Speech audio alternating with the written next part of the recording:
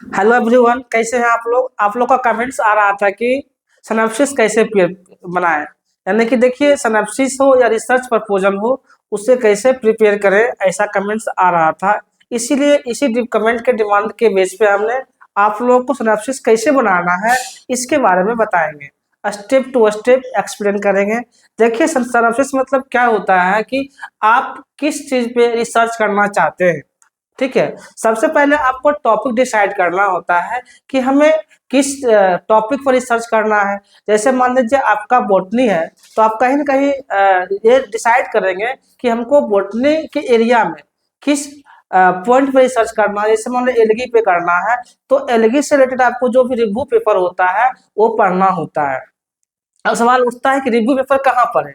तो देखिए, review paper आपको जो है गूगल स्कॉलर पे मिल जाएगा। पबमेड आईडी होता है, वहां पे जा करके आप जो करना चाहते हैं रिसर्च, उसके बेस पे वहां जाकर आप रिसर्च आर्टिकल पढ़ सकते हैं।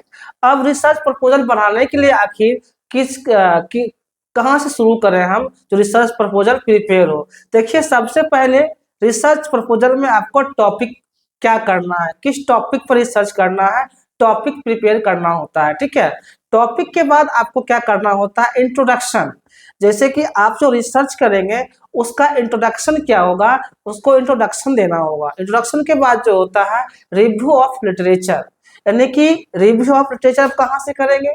तो इसका हमने इससे पहले जस्ट बताए थे कि रिव्यू ऑफ लिटरेचर जो होता है, आप पबमेड आईडी पे जा करके वहां से साई हब पे जा करके जो आपका जो भी स्पेसिफिक एरिया है, जैसे कोई मान लीजिए कोई आप लोग केमिस्ट्री से होंगे, कोई बॉटनी से होंगे, कोई जूलॉजी से होंगे, तो जो भी आप लोग का एक पर्टिकुलर ऑनर्स है, उस ऑनर्स पे आपको डिसाइड करना है कि हमको किस टाइप पे रिसर्च करना है।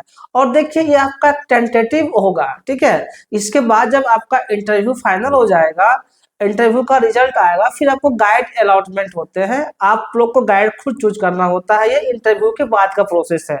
लेकिन अभी आपका जो सिनॉप्सिस है, उससे आप जो सिनॉप्सिस प्रिपेयर करेंगे उससे क्वेश्चन भी पूछा जाएगा। ठीक है। इसलिए आप सिनॉप्सिस प्रिपेयर कैसे करेंगे, तो सबसे पहले आपको क्या चुनना है, रिसर्च प्रपोजल का फॉर्मेट कैसा होता है। पहले फॉर्मेट आपको जानना जरूरी है कि हम जब रिसर्च प्रपोजल बनाएंगे तो किस फॉर्मेट में बनाएंगे। तो सबसे पहले आपको टाइटल ऑफ द स्टडी, आप जिस पे रिसर्च करना चाहते हैं उसको एक टाइटल डिसाइड करना होगा।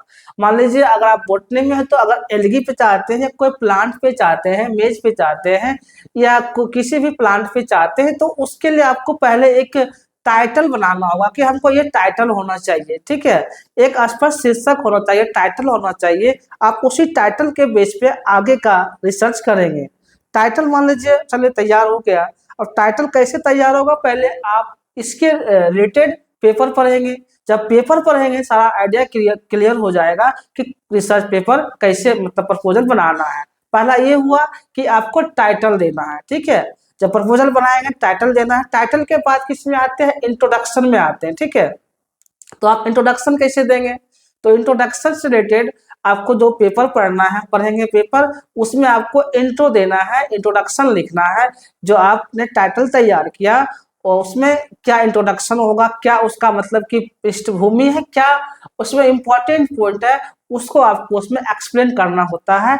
इंट्रोडक्शन, या इसको हम बैकग्राउंड भी बोलते हैं। ठीक है। 2 नंबर ये हो गया। आप 3 नंबर में क्या आते हैं, रिव्यू ऑफ लिटरेचर। आप जो भी रिव्यू कर रहे हैं, ठीक है, उसको लिखते जाइए एक पेज में। और जब आपको रेफरेंस भी देना होता है, जो आप पॉइंट कहीं से लेते हैं, तो उस पॉइंट में रेफरेंस देना होता है।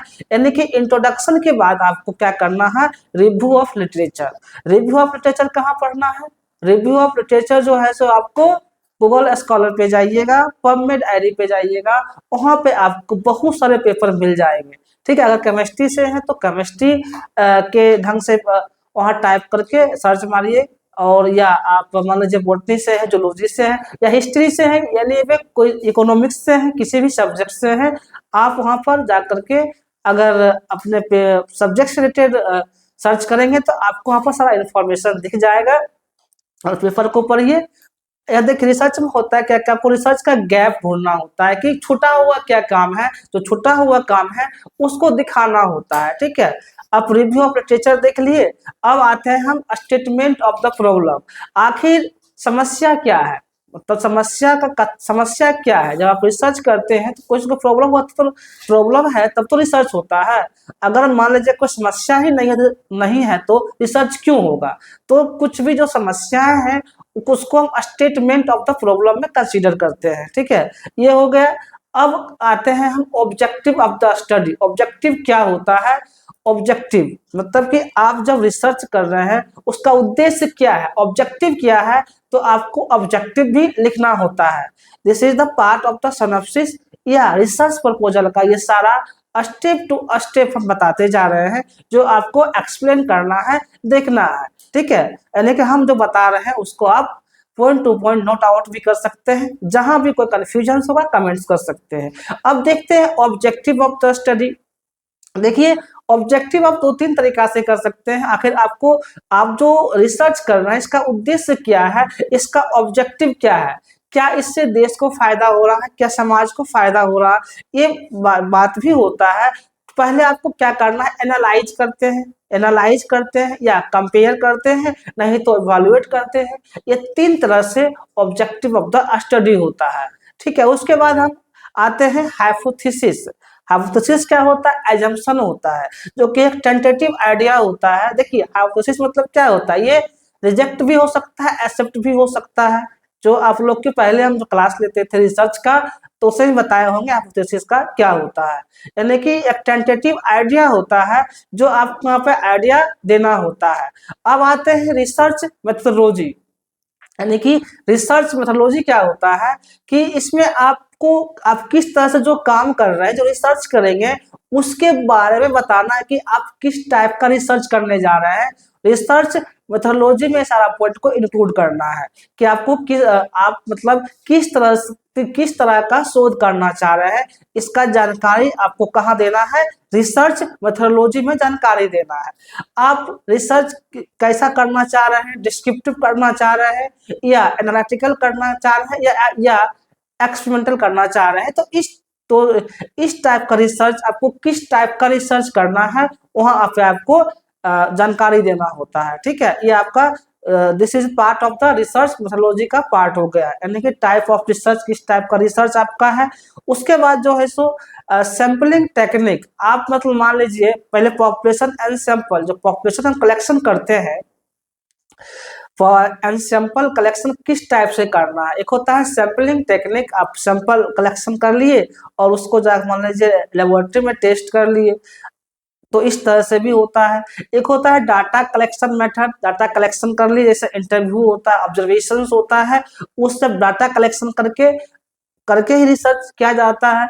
तो ये तीनों पॉइंट में आप किस टाइप का रिसर्च करना चाहते हैं, ये नहीं कि तीनों को चुनना है, ऐसा नहीं है।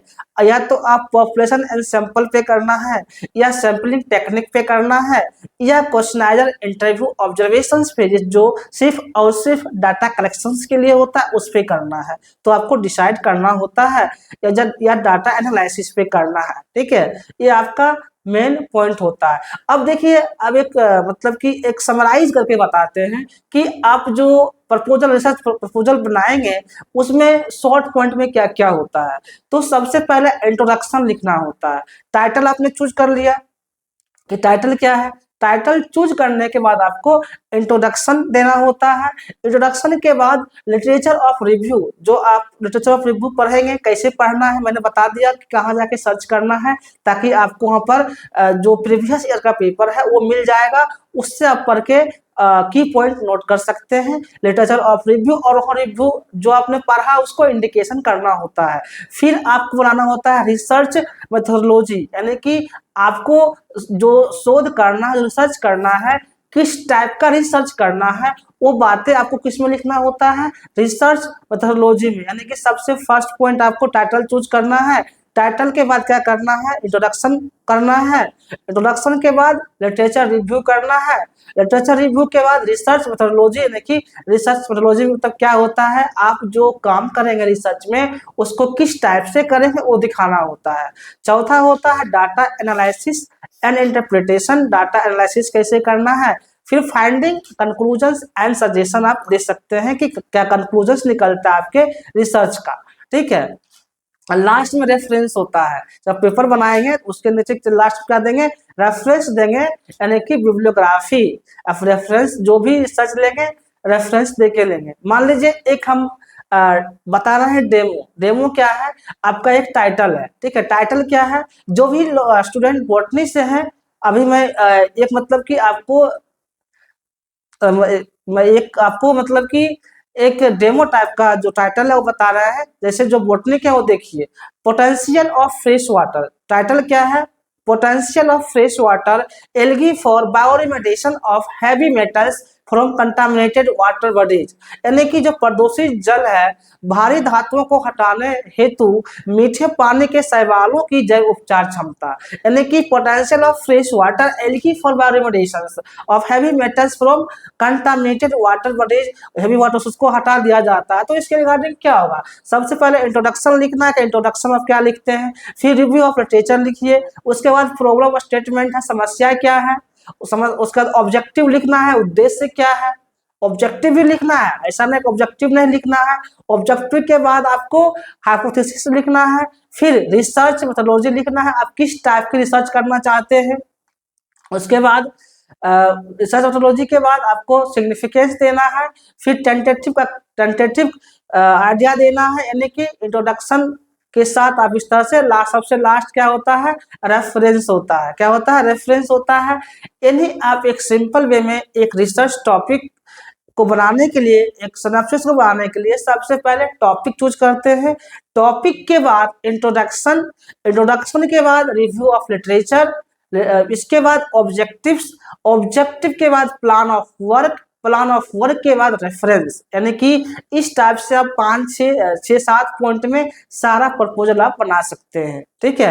यानी कि किसी भी सब्जेक्ट से आप हैं, चाहे बॉटनी से हैं, जूलॉजी से हैं, केमिस्ट्री से हैं, हिस्ट्री से हैं, एनी अदर सब्जेक्ट, तो आपको अपना जो पीजी पढ़े हैं उस पर सोचते हुए आप जब रिव्यू पढ़ेंगे तो रिव्यू पढ़ने के बाद खुद क्रिएट होगा कि हमको एक टॉपिक चूज करना है, उस टॉपिक पे ही आपको करना होता है रिसर्च, ठीक है। अगर इसमें जहां किसी को भी कंफ्यूजन लगेगा आप कमेंट्स करिएगा, फिर हाँ इसको इलाबोरेट करके बताएंगे जहां भी कंफ्यूजन होगा कि आपको लेकिन आपको इस तरह से फॉर्मेटिंग तैयार करके लिखना होता है रिसर्च प्रपोजल।